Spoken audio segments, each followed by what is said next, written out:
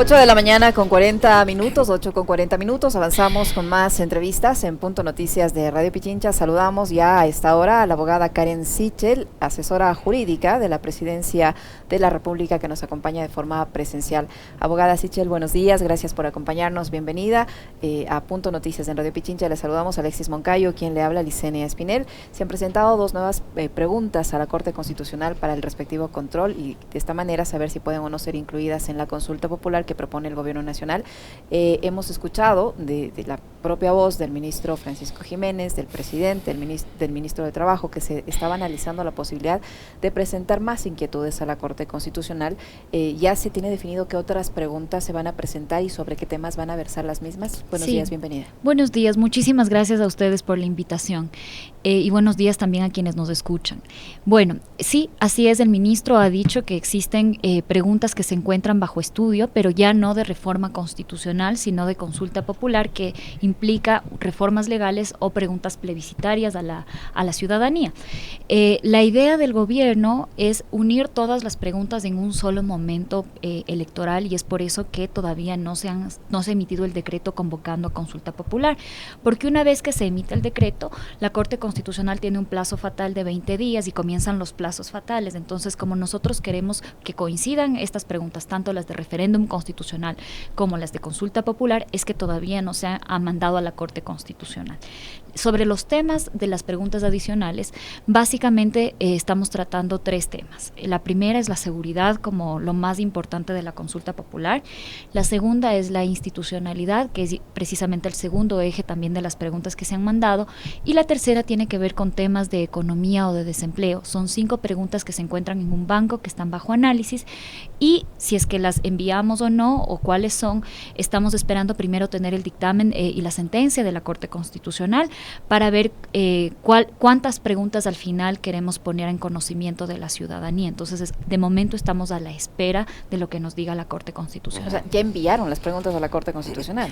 No, es lo que digo. El presidente todavía no ha emitido el decreto, no ha enviado a la Corte Constitucional, porque si lo hace comienza un proceso electoral con plazos fatales. Entonces, no se han enviado todavía y estamos esperando lo que nos diga la Corte respecto de las primeras enviadas, que tienen que ver con referéndum constitucional, es decir, cambios a la Constitución, y una vez que tengamos esa respuesta de la Corte y sepamos cuántas preguntas realmente pasan los dos filtros de la Corte, ahí sí será una decisión que la tome el señor presidente, cuántas de este banco se incluyen en las originales. ¿Por qué? Bienvenida primero, abogada, qué gusto tenerla acá.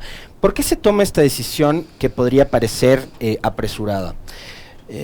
Hace pocos días estuvo aquí con nosotros el doctor Rafael Ollarte y él decía, palabras textuales de nuestro invitado, que en este tema específico daría la impresión de que el presidente está muy mal asesorado y que fue una medida y una decisión, como le decía, apresurada. Si no tenían un banco de preguntas definido, si no tenían los temas específicos, si no habían hecho ustedes, puertas adentro, un análisis de constitucionalidad previo al dictamen que puede emitir la Corte, ¿por qué se adelantaron a enviar preguntas para después decir, no, vamos a mandar 2 más? Después, el presidente en una entrevista dijo, vamos a mandar una más sobre la Asamblea, finalmente no fue eso. ¿Por qué se apresuraron? Sí, no, yo entiendo que quizás para la ciudadanía esto tenga esta impresión de improvisación o de, como usted ha dicho, como citándole al doctor Ollarte, de no tener un claro cuál es el panorama. Pero a mí sí me gustaría explicarle a la ciudadanía que esto, al contrario, tiene todo que ver con cómo es el procedimiento y tiene todo que ver con que hemos tratado de todas las formas estar preparados para los distintos escenarios. Entonces, la Corte Constitucional, la nueva conformación de la Corte Constitucional, la que se conformó en el 2019, ha previsto un distinto procedimiento para los procesos de consulta popular, distinto a lo que pasaba en años anteriores y en años previos. Y esto ocurre porque precisamente ustedes recordarán que la consulta popular del 2018, que fue iniciativa del expresidente Lenín Moreno, él obtuvo un dictamen ficto, porque se dijo en ese momento que la Corte no había emitido su primer dictamen dentro de los 20 días. Entonces, esa fue una decisión bastante cuestionada, ustedes también recordarán aquello.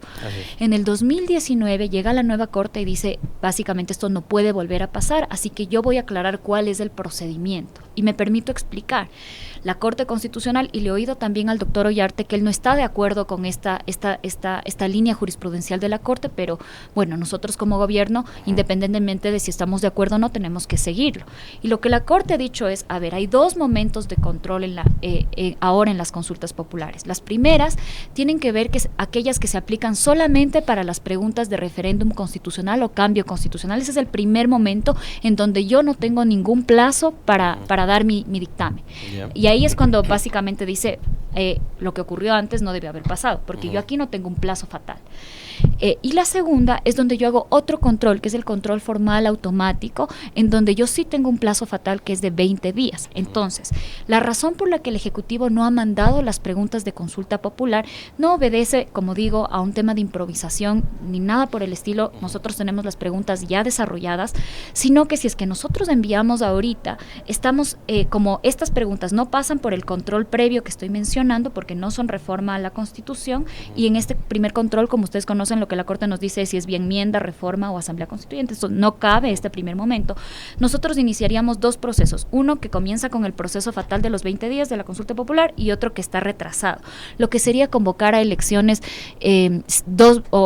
con un mes de diferencia, lo cual eso es lo que precisamente queremos evitar. Y lo que ustedes quieren es que coincida la consulta con las seccionales del 23. Lo que nosotros queremos es que tanto las preguntas de reforma constitucional como las de consulta popular vayan en una sola papeleta para no tener que estar convocando a la ciudadanía a elecciones consecutivas. Entonces, precisamente por el gasto, estamos conscientes que este es un proceso, si bien es ciudadano, queremos ser eficientes y evitar cualquier gasto extra.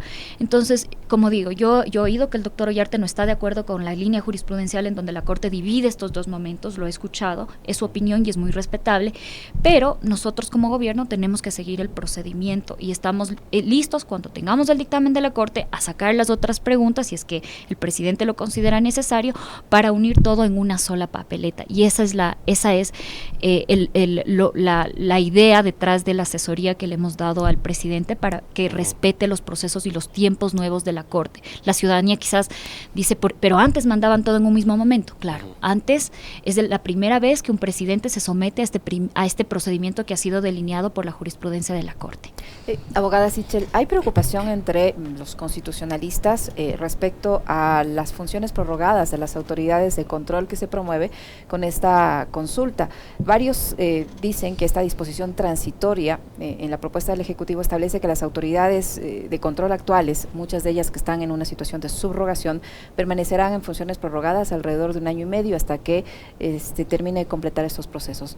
Eso es peligroso porque genera inestabilidad y inseguridad jurídica. ¿Por qué se propuso este tema de prorrogar en funciones a autoridades que de por sí ya están prorrogadas, muchas de ellas que están subrogando autoridades? Es decir, ¿para qué está el Consejo de Participación Ciudadana si hay uno, se genera, digo yo, la especulación, ¿no?, de que al gobierno le conviene que el Consejo de Participación Ciudadana se mantenga siempre entramado en sus líos propios, no avance en los concursos de selección de autoridades de control, porque aquí se está planteando en la transitoria prorrogar en funciones a las actuales autoridades de control? Sí, muchísimas gracias por esa pregunta.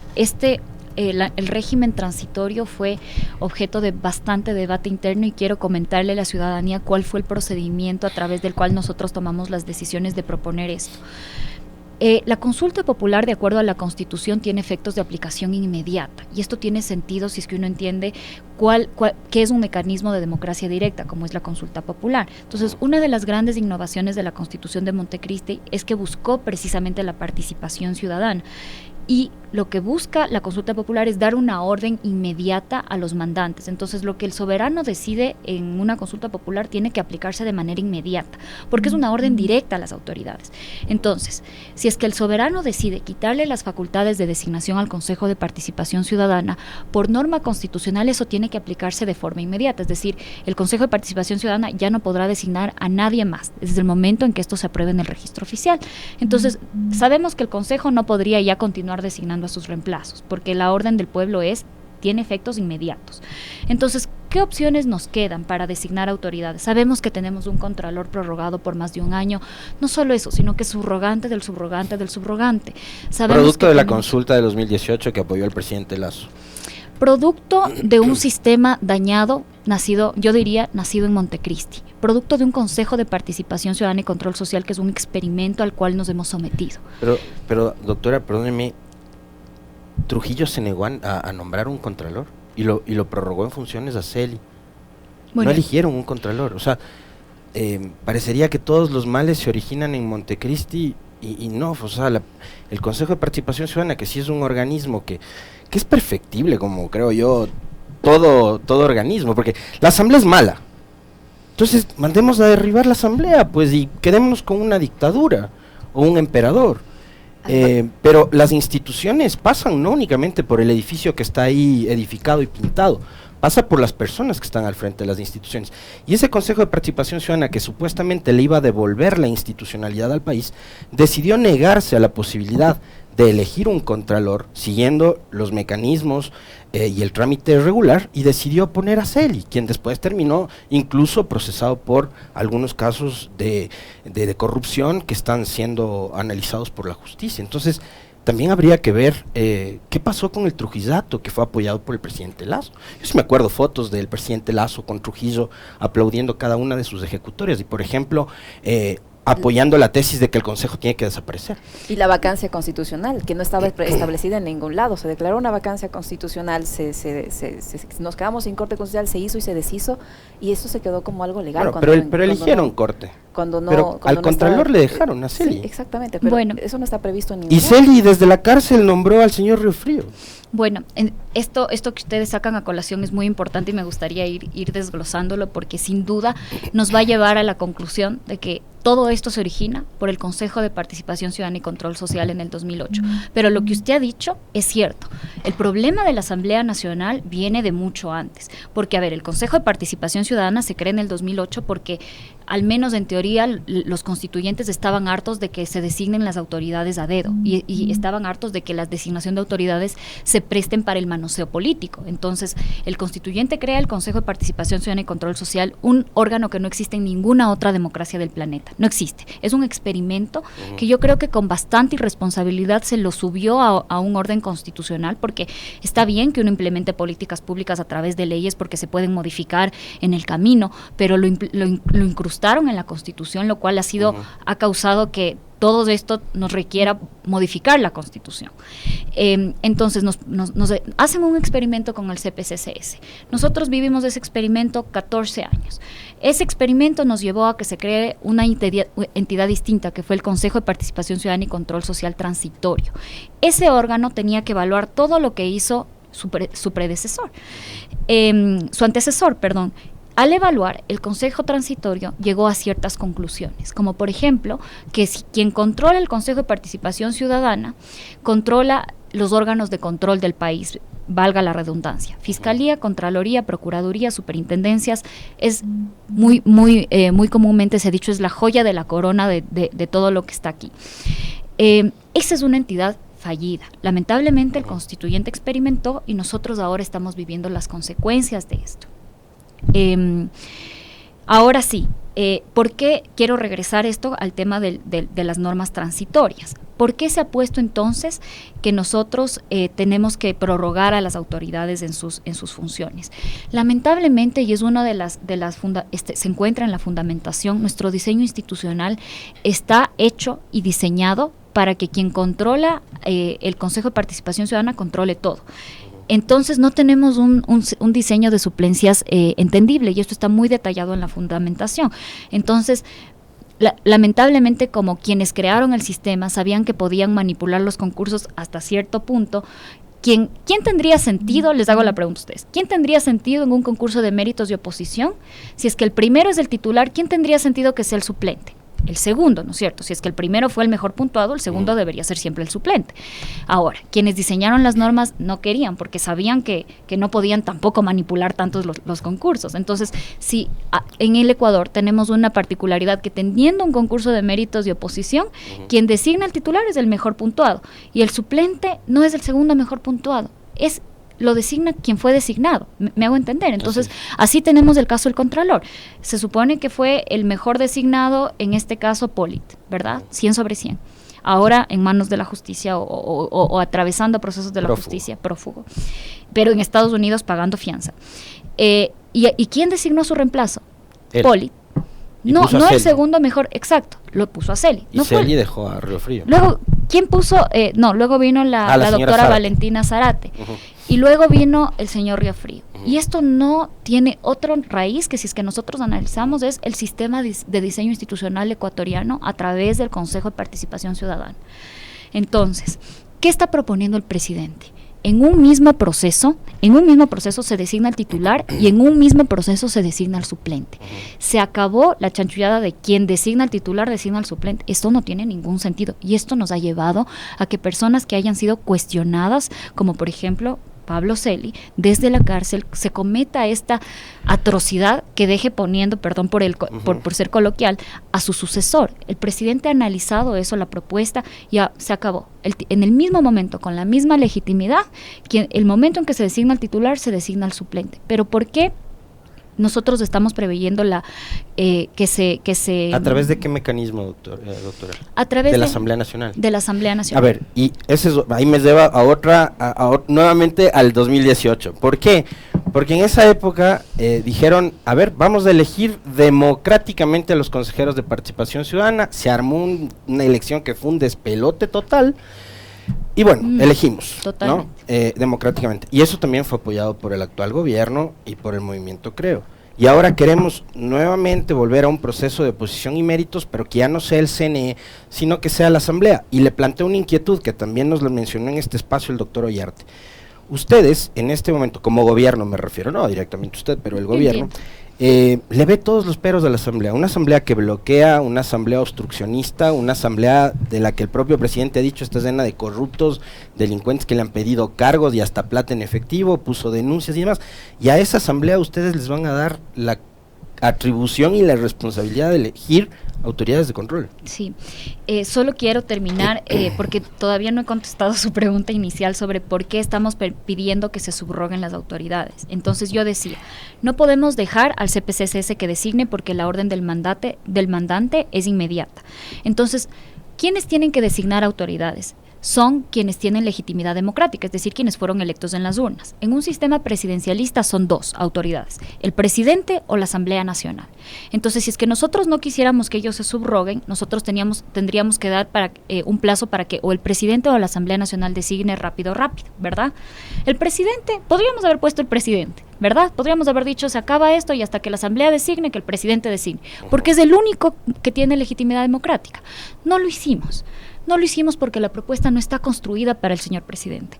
La propuesta está construida para darle estabilidad y tranquilidad a los ecuatorianos. Entonces, el presidente descartado, a pesar de que lo podíamos haber hecho.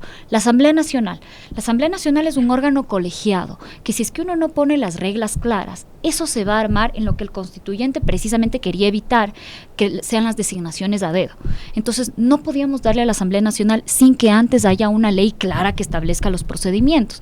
¿Con qué opciones nos quedábamos? Nosotros sabemos que tenemos una institucionalidad dañada por el Consejo de Participación, ¿sabe? Estamos de acuerdo con eso, estamos claros que nuestro diseño institucional es muy pobre, pero no podíamos ni dejarle al CPCSS, ni darle al presidente, ni darle a la Asamblea.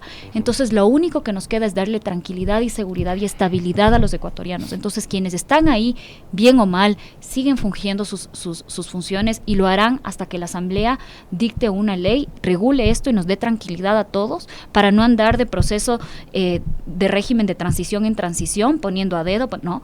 Tranquilidad a los ecuatorianos que va a haber un proceso reglado y es por eso que se permitió o se hizo de esa forma. Ni el presidente controla, ni la Asamblea controla, ni nadie controla.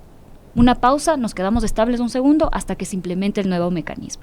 Y sobre su pregunta ahora sí, Alexis, que me parece que requiere una reflexión bastante profunda y agradezco que estas sean las reflexiones a los que nos lleven. La Asamblea Nacional es un órgano que tiene muy baja credibilidad. Son los representantes que el pueblo ecuatoriano ha elegido y quienes nosotros como gobierno tenemos que respetar y tenemos que aprender a encontrar mecanismos para gobernar. En cualquier régimen democrático que usted vea, exceptuando el Ecuador, quienes designan autoridades son los asambleístas, es el parlamentario. Nosotros hemos hecho un análisis de 30 países presidenciales, que incluye casi a todos los países presidencialistas, y nosotros hemos visto que en el mundo, ¿cómo funciona? Generalmente hay una nominación por parte de diferentes poderes del Estado y luego hay una designación por parte del poder político, la Asamblea. De hecho, así funcionaba antes del 2008. Era la Asamblea la que elegía. Antes, así es, pero antes no había un control en esa nominación. Entonces, ternas enviadas por el Ejecutivo. Exactamente, y esas ternas no tenían ningún control, que fue lo que yo creo que legítimamente reaccionó al constituyente de Montecristi. Todos decían, esto no puede continuar así. Ahora, si es que uno mezcla esta pregunta con la pregunta 5, que tiene que ver con los movimientos políticos, yo creo que se entiende por qué le estamos dando estas facultades a la Asamblea Nacional. Si bien la Asamblea Nacional es un problema, vivimos en una democracia, ecuatorianos, nos guste o no, elegimos ser democracia, tenemos que involucrarle a la Asamblea en procesos políticos y hagámoslo transparentemente. No voy a crear un órgano que le pongo el nombre de ciudadano y al final no tiene nada de ciudadano, sino voy a darle al poder político para que el ciudadano pueda realmente fiscalizar el poder político. Pero lo voy a poner con ciertos límites, porque tampoco quiero volver al sistema anterior que originó todo este caos, ¿verdad? Entonces, lo que ha hecho el presidente es proponer que venga con ciertos límites, y esos límites son la ciudadanía, la academia, la tecnicidad, el balance de poderes. Estamos creando una comisión técnica con 5 funciones del Estado, con académicos y con ciudadanos que sean el filtro, el pare de la Asamblea Nacional, y ellos van a ser quienes terminen nominando a las ternas, y la Asamblea Nacional ahí sí, en un ejercicio político como tiene que ser, transparente, va a ir designando. Creemos que este sistema, y como digo, con plazos máximos, ya no vamos a tener procesos de 4 años, procesos de 3 años, con plazos máximos para que la Asamblea designe a titular y suplente. Creemos que va a dar la estabilidad que el país necesita. Para finalizar, abogada Sichel, usted mencionaba que entre las preguntas que están analizando de estos 3 ejes está el tema de la seguridad. La Corte Constitucional les ha dicho que no a la primera pregunta que ustedes planteaban, y en el tema de seguridad, ¿qué se está pensando? ¿Qué pregunta se va a plantear? En el tema de seguridad, actualmente nosotros tenemos 2 preguntas. La primera tiene que ver con la Fiscalía General del Estado y la segunda tiene que ver con la extradición. La Fiscalía General del Estado es una pregunta que busca que la institución que se encarga de investigar los delitos y los crímenes, que es la Fiscalía, tenga la suficiente autonomía para seleccionar, evaluar y sancionar a sus propios fiscales. Nosotros hemos recogido la preocupación de la ciudadanía. Todos sabemos que la función judicial está cooptada también por el crimen. Estamos como gobierno viendo que necesitamos una depuración de fiscales que se prestan para actos de corrupción. Necesitamos que haya un ente que los sancione realmente, que los elija bien, que los evalúe bien. Entonces, estamos buscando fortalecer ese sistema de fiscalía para que quienes investigan los crímenes sean los mejores ecuatorianos, nuevamente. Ahora, ¿cómo se está logrando esto? Actualmente nosotros tenemos un déficit de fiscales, es decir, menos fiscales de los que necesitaríamos, son más de 600, me parece que son 602 fiscales. ¿Esto a qué nos lleva? Por ejemplo, en el Guayas, es donde más ausencia de fiscales hay. Entonces, no hay personas que estén investigando delitos. Eso se traduce a que, si es que yo no tengo personas que me investigan, yo puedo mejor dedicarme a las actividades delictivas. Entonces, cuando nosotros promovemos la selección de fiscales, nosotros estamos permitiendo que las instituciones que ya existen se doten de herramientas necesarias para salir e investigar el crimen. Esa es la primera. Y la segunda pregunta, que es la extradición, busca luchar ya no contra el crimen normal que va a investigar la Fiscalía, sino busca luchar contra el crimen organizado transnacional. Y esta es una posición que nace de un fenómeno mundial, que es el crimen organizado transnacional.